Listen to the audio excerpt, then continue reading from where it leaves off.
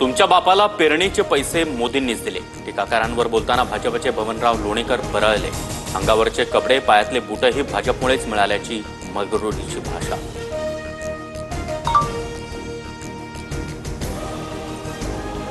बबनराव लोणीकरांवर गुन्हा दाखल झाला पाहिजे. लोणीकरांनी माफी मागावी, अन्यथा कोणत्याच गावात फिरू देणार नाही. हर्षवर्धन सपकाळ यांचा इशारा.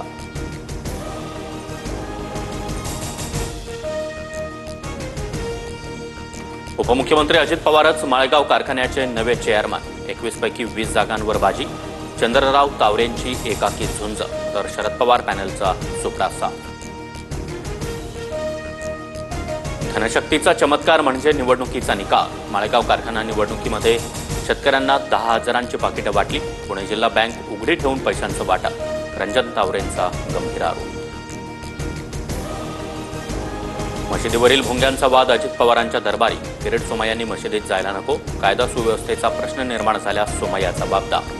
बैठकीत अजितदादांची तंबी. संग्राम जगताप यांची राष्ट्रवादीच्या नियमित बैठकीला दांडी. दादांनी बोलावून देखील संग्राम जगताप यांची बैठकीला दांडी. रायगडमधील जनतेच्या मनातील पालकमंत्री अदिती तटकरे. पालकमंत्री पदाच्या वादादरम्यान अनिकेत तटकरेंचं वक्तव्य.